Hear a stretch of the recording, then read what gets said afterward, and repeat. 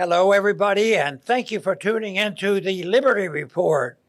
With us today, we have Daniel McAdams, our co-host. Daniel, good to see you this morning. Good morning, Dr. Paul. How are you this morning? Doing very well. Great. Let's get back to business. Solving the problems or suggestions that we can make. But anyway, there are a lot of problems out there that have been messed up for a few years. And yet, we're still searching to find some good news. And there's a little bit of good stuff today. And of course, we did say that the beginning of peace, supposedly, in the Middle East is a good thing. At least the shooting has calmed down a little bit. But as we have gabbed between the two of us, we realize there's a long way to go to solve that problem. Because if you want to detail what's going on in the Middle East, you don't go back. You know, we go back in Ukraine for the current problem, back to 2014. But the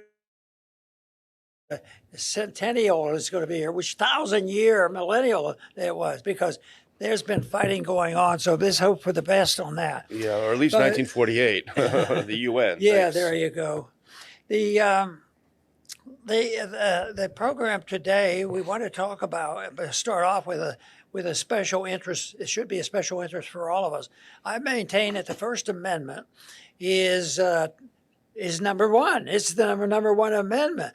And the way I look at it, it is the vehicle that you can address all the problems. You know, whether you're going to smooth things over, go to war, get out of war, or whatever, you have to be able to speak out and speak your piece. But I think we're losing it bit by bit. And unfortunately, Daniel, I can't say that I'm going to brag about the current administration for enhancing the emphasis on the First Amendment. I think they're squeezing it. Yeah. So the headline today that we want to start with is Zero Hedge. It is, quote, goodbye. Hegseth shows legacy media outlets the door amid revolt against new Pentagon press policy. Does that mean they're not going to even tell us, let the American people know what's going on? They have other reasons for doing it. To me, I interpret this, they don't want the people to know. And you know what, I've always argued the case that it's the people, when they finally know what's going on, get sick of it, that the wars do end. You know, whether it's Afghanistan or Vietnam or different places, they just get tired of the war. And there's a fatigue now occurring with the Ukraine-Russia deal. And the American people are getting annoyed. But this looks, Daniel, like there's going to be restraint on this, that the American people aren't going to have access to information. And but they're not closing them out. They say, well, if you register with us and follow our rules, then you might be able to ask a question about what's going on, even though it's the people's money and it's the people's representatives that are responsible for this. And that's why I want to wake up the people and assume the responsibility to find out. And the best way to do it, even though there's always a shortcoming in it, you got to get the message to your congressman and say, hey, look, why are you voting for this stuff? And we want to talk a little bit about this. That we don't think this is a very good idea to curtailing the ability to find information and sign up if you even want to get on a list where you might get a little bit of information. I think it's a very dangerous move that's going on right now. Well, of course, anyone watching the show would know we're the last people to defend the mainstream media / legacy media. But this is something different, I think. And put up this first clip because this is a lot of people are talking about this today. As you say, Hegseth shows legacy media outlets the door amid revolt against new Pentagon press policy. Now, my first reaction, in a way, at least to the first part, is fine. They don't deserve it. The mainstream media lies. They constantly lie. They're pro-war. They are stenographers for the deep state. All of these things are absolutely true. But when you read a little bit more into this, it takes on more of a sinister look, Dr. Paul. And they write, a growing list of news organizations with access to Pentagon briefings have formally rejected a new Defense Department or Department of War policy that would, and I highlight this, it would require journalists to sign a pledge promising not to seek unauthorized materials and limiting their access to certain areas unless accompanied by an official. In essence, it's part of a continuing crackdown on leaks. Now, you can see if the next picture, you see our Secretary of War, Hegseth. He's giving them by Tuesday, 5 p.m. We put that next one on Tuesday at 5 to sign this pledge or pack your bags and get out. You can't cover the Pentagon. People would say, well, yeah, they deserve it. They shouldn't be there. But as you point out, they are covering something that we pay for, number one. But number two, this idea that they have to sign away the ability to publish, quote, unauthorized material, that cuts to the absolute heart of the First Amendment about manipulating and messing around with the press, freedom of the press. But you mentioned a very important point. You said that there's a lot of lousy media out there. Yeah. But you know what? When the market works, let's say the magazines and all TV programs, just think of how many big businesses have been closed down when the people say, hey, look, if you're going to follow this political system, we can't stand it. We're not going to buy your beer anymore. Yeah. And so there are free market answers to this. But that right now, you know, this is an authoritarian approach, and they tempt it by, and they'll use, you know, that point you make and say, these are bad people. They're lying. They work for the monsters. They work for the authoritarian. They work for the military-industrial complex. And they'll say, and they're all for this. And that's really a problem. But I'm glad that this evidence or this thing that's going on here and Zero Hedge reporting on, I think it's very important.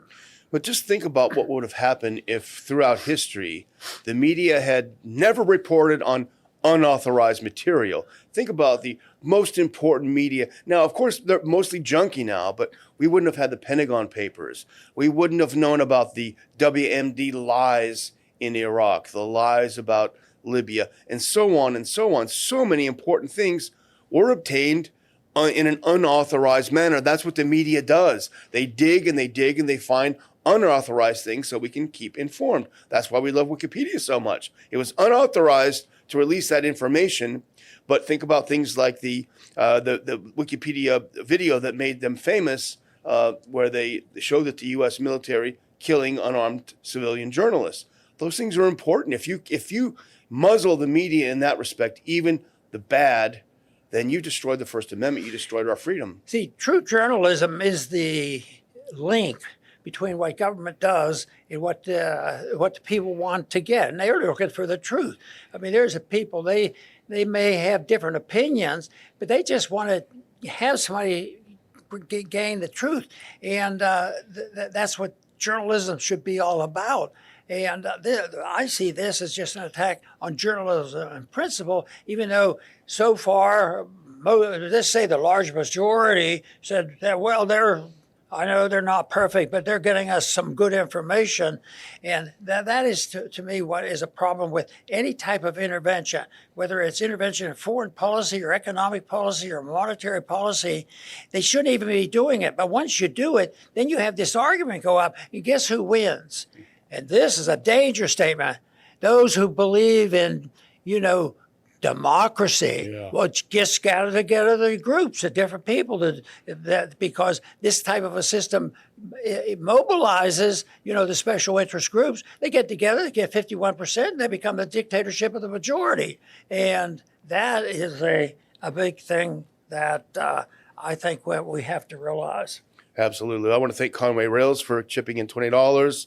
He says, as entertaining as seeing the corporate media, press, and far left meltdown over Trump's stunts, the entertainment is only temporary pleasure as opposed to long-term advancement of liberty. That is a good point, and thank you for that. Well, the good news is that with the bad comes some of the not so bad. It's not just your usual lefty outlets or mainstream outlets or deep state outlets that are saying, hang on a minute, something smells fishy about this. Put on this next clip. So conservative outlet Newsmax, very close to Trump, has also made clear it is not signing. We believe the requirements are unnecessary and onerous, and hope the Pentagon will that the Pentagon will review the matter further, they said in a statement. Notably, Fox News hasn't revealed the stance. Executive editor of the Washington Post, one of the bad ones, of course, Matt Murray, wrote a scathing critique of the policy as a violation of freedoms guaranteed to the press. He got it kind of backward, but it's restrictions on government anyway. Here's what the Washington Post said. The proposed restrictions undercut First Amendment protections by placing unnecessary constraints on gathering and publishing information, he wrote on X. We will continue to report vigorously and fairly on the Pentagon and government activities. Now, on the next clip, I did reprint from Zero Hedge the chart of those who agreed to sign and agreed to not sign or disagreed. Now, on the signing side is One American News, also a right-wing outlet but close to the Trump administration. On the not signing side, it's actually, Dr. Paul, pretty widely represented. Okay, you got the New York Times, Washington Post, but you also have the Wall Street Journal. You got AP, Reuters, The Atlantic, CNN, NPR, The Guardian, lefty. Newsmax, The Washington Times, not leftist. The Washington Examiner, not leftist. Then you have Task and Purpose, Breaking Defense, Defense One. Financial Times is not necessarily leftist. And you've got The Hill and Politico that lean left, but are generally reasonable in covering things and more. So it's good to see that there is some resistance, maybe not for the best reasons, but this idea that you can muzzle the media is a dangerous thing, and the right really should think twice about supporting it, even if you like Trump. This is strange, but I want to reemphasize the New York Times statement. Yeah. Because I think, I can't believe I'm reading in here. So this sounds good. Yeah. The New York Times has said that the new Hegseth policy severely limits journalists' ability to cover the U.S. military, which is funded by nearly $1 trillion in taxpayers' dollars annually. The outlet said that the public has a right to know how the government and the military are operating. Yeah. And just think of how many times that all kinds of horrible things happen, in wartime, and they should be repeated. And the American people, the people who pay for this, they don't even now they're signing something. So, oh well, if you don't want to tell us, we know you'll take care of us. We don't. We believe in representative government. We don't think the people should have any say in it. So it's a cancellation of voluntarism, and people dealing with this in an orderly fashion, not by asking a bunch of people to get together and limit and regulate who can come and what questions they can ask. So that list, that I think we can say is a bit of good news out of some dangerous proposals. Pretty good stuff. Well, it doesn't happen very often, occasionally, but the Zero Hedge spin on this I disagree with. I think they're kind of in the category of, we're going to stick it to them. Fair enough. We can't stand the mainstream media too either. Nevertheless, here's their take, and I do disagree with it. And even the comments are pretty bad. If we go to that next one, they say, this is all well and true, and yet these MSM gatekeepers would have more of a leg to stand on if they hadn't already long proven themselves, by and large, mere pro-war stenographers of official government narratives time and again. This was especially bad in the wars of the global war on terror era, from Afghanistan, Iraq, Libya, to Obama's massively expensive covert war. The media loves to fawn over military commanders and anon sources, which they already agree with, from hawkish pro-Israel, pro-Ukraine stances to regime change operations abroad. That's when criticism from the press goes out the window. All true. They are horrible. We agree with everything they said here. However, it doesn't justify putting your boot on the neck of the First Amendment, regardless of how bad they are. That is for sure.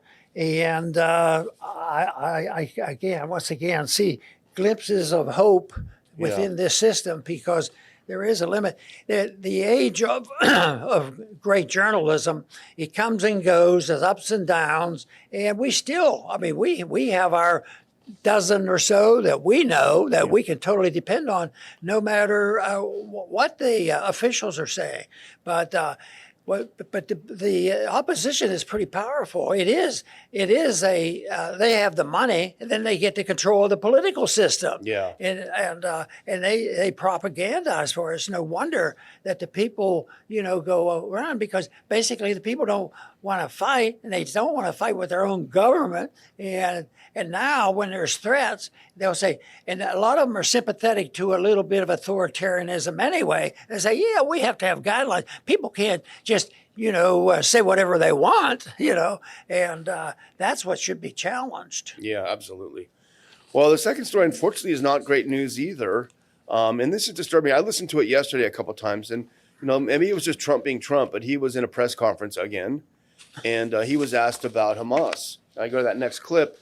If Hamas doesn't disarm, quote, we will disarm them, perhaps violently.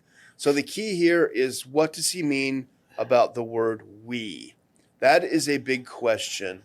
And let's actually listen to Trump do it. I pulled up the clip. Let's listen to what Trump has to say about it, because to me, at least, it sounds like he's there's no uncertain terms here. You might want to grab your earpiece and listen to Trump. This is about a half a minute long. Let's listen to him being very, very emphatic about this we going in to disarm Hamas. Let's hit it now.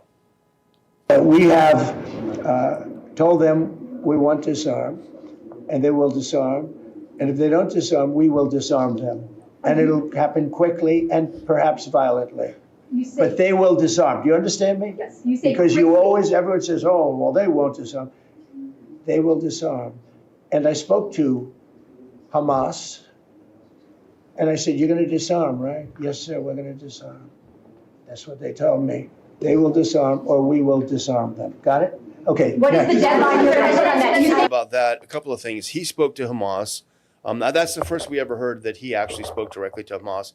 But secondly, if you go to that next clip, this is the still from the video we just watched, and the poster here on X. Go to the next one. Arya points out something very important here. Hamas never agreed to disarm. This is a pretext for a new war, and that is true. The two sides only agreed on the first phase of the peace plan, which is an exchange of prisoners and hostages. Now, that has, for the most part, happened. But when he says, they called me up and I said, you're going to disarm. Yes, sir, we're going to. That conversation could not have happened. It must be something he made up out of thin air, which is pretty disturbing, because it does sound like a pretext. They told me they would disarm, and so if they don't, then he's going to say, okay, we're going in. Who's we, though? That's the question. This whole mess, I see it in the context of a larger issue, and how this is being handled. And you could say, well, the American people and even we said, well, if it's going to nudge itself a little toward peace and a little less killing, you could warn, and that might not answer it. And I think that warning is legitimate, because it isn't the answer. There's still a problem there.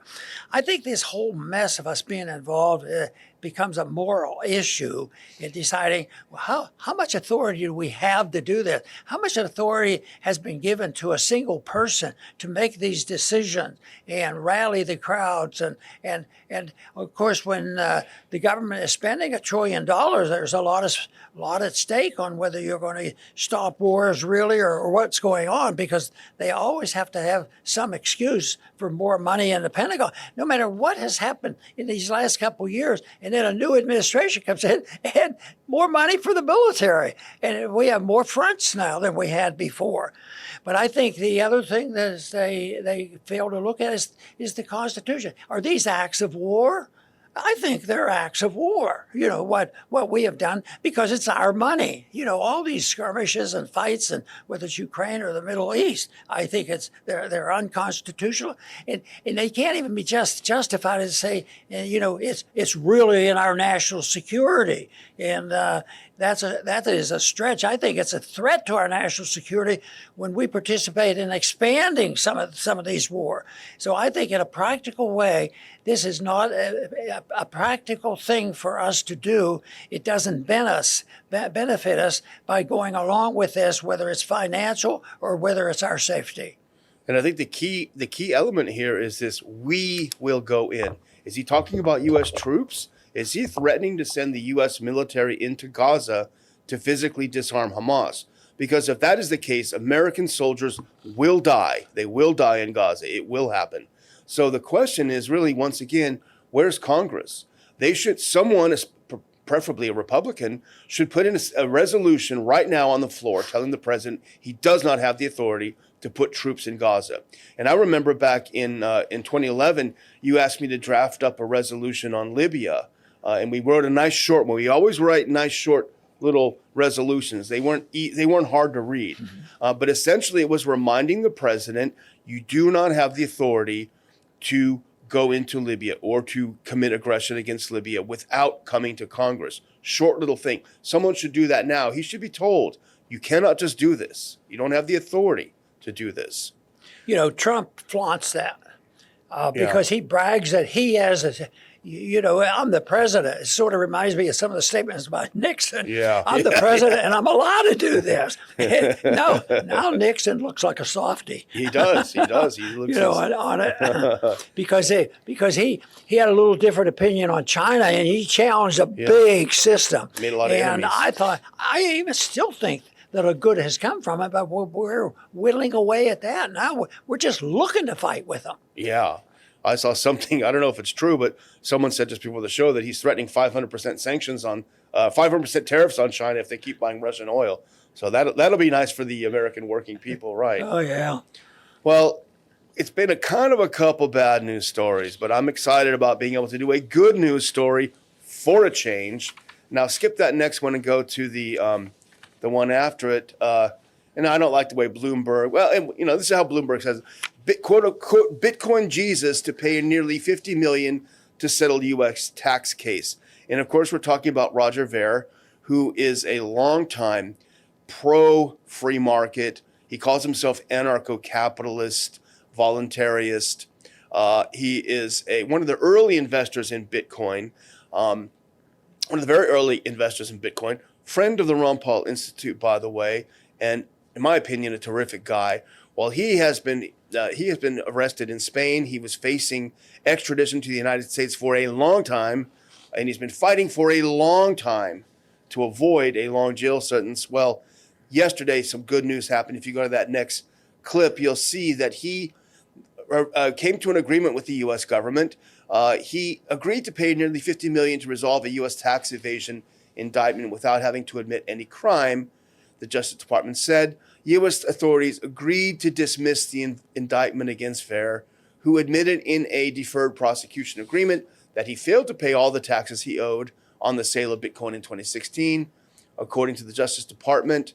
So essentially, he no longer has the U.S. government on his back, threatening him, put him in the slammer for probably a lot of years. So this is great news. I'm sure it's unfortunate that they had to extort that $48 million out of him, but nevertheless, for him to regain his freedom, we saw Ross Ulbricht earlier this year get his freedom in a somewhat similar case, and I think the two of them both supported each other when they were facing this. So the fact that Roger has been able to settle this, I think, is fantastic news. It gets a little mushy about government's authority to collect taxes per se.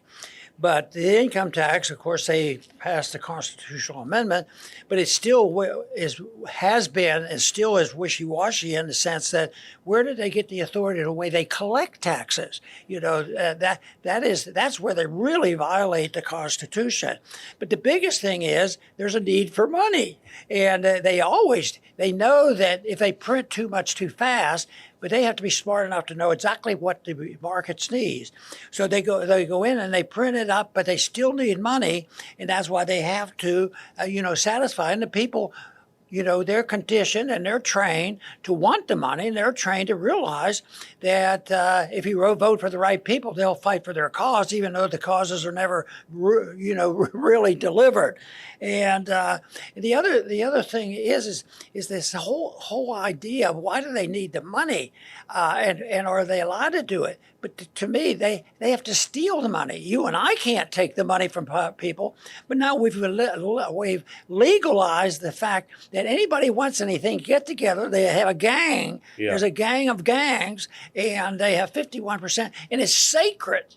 And the more I look at this, the more annoying it gets. And I guess I'm stealing the importance of democracy because the founders couldn't stand it. Yeah. Because they understood what happens in a pure democracy, and that doesn't mean the government does anything and everything. They're supposed to be, follow the rules and set the rules. But the big thing is their warning by the founders was, because if you don't have a moral people and you have some rules and they don't obey it, the system breaks down.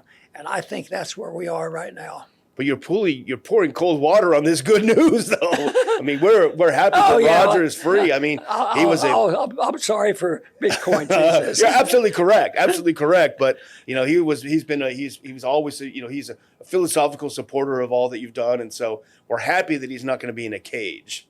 Even Boy, that's for sure. Yeah, it's great. So, sorry about that. No, you're absolutely right. I shouldn't be gloomy. I just need a little bit of good news every day, just a little bit. So anyway, I'm going to close out by thanking everyone for watching the program today. Please hit that thumbs up. It's looking a little bit slim right now. Hit that thumbs up or like wherever you are to help us get the show out a little bit more. And I'm going to turn it over to you, Dr. Paul. Very, very good. I'm very much satisfied that he's at least not suffering away in jail, for that. And he has stood for the beliefs that we have. He's not bashful about being a libertarian. He wants to lead his own life, and he's been a generous person. And we've tried to best of our ability to stay in touch, and he's stayed in touch with us. So this is good news, and it's horrible that we have to work so hard. You give up a bit of liberty, and you might be able to do that in an hour. You might have to do it with an executive order, but it might take you 10 years. I mean, we went to, how many wars have we gone to under executive orders? How much money did we spend, and how many years did we waste, trying to correct it? This is why the founders were on the right track. It's limited government. It's voluntarism. Responsibility stays on the individuals. The sovereignty should be with the individual. It will not be perfect, but if you want the best chance for peace and prosperity, you have to look for a system that emphasizes personal liberty. Believe me, it's not complicated. It emphasizes non-intervention and non-authoritarianism and non-violence.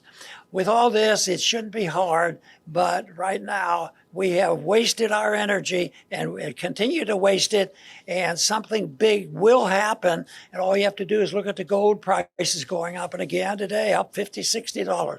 And that's telling you, that's sending a signal, even though there was a ton of so-called good news in the economy. Things are doing better. Tariffs aren't that bad. That still gives us a boost, on and on. But no, the market is very powerful, and it will sort it out. And you might have a lot of benefits, win wars, and give a lot of money to poor people, except the rich people get more than the poor people, and they march along. So we argued the case from the Liberty Report that we emphasize personal liberty and personal responsibility, and that is the best way to achieve peace and prosperity. I want to thank everybody for tuning in today to the Liberty Report. Please come back soon.